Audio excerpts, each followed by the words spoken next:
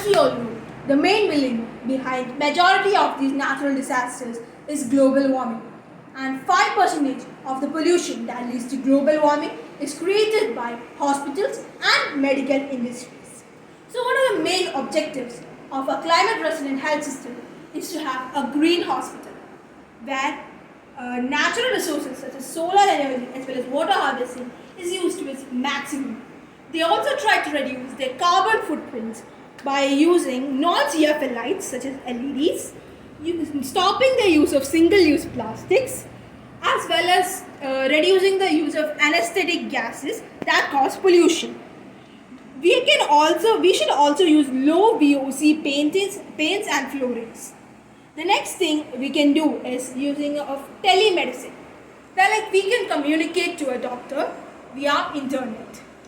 This will reduce the pollution that is created by patients traveling to the hospital back and forth.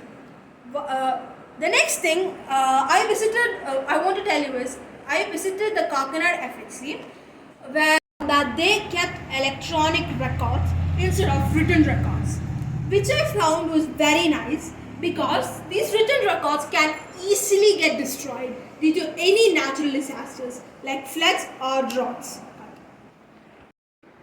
The second objective of a climate resilient health system is to use technologies beyond its limits.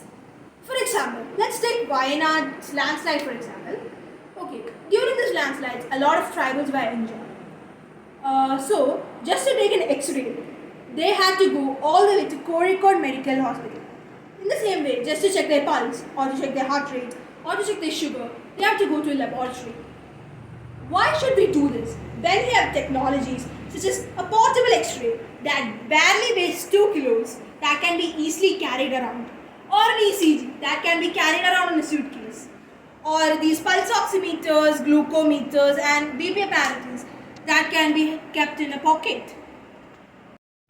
We can also use this point of care diagnostic kits in order to check whether we have particular diseases such as dengue, malaria, HCV, etc. And we can further communicate to doctors through the telemedicine that I mentioned earlier.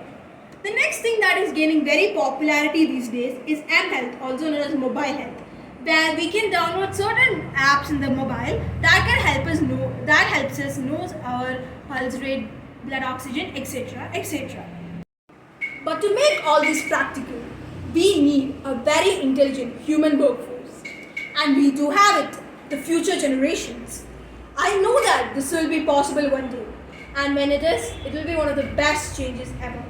Thank you and have a nice day.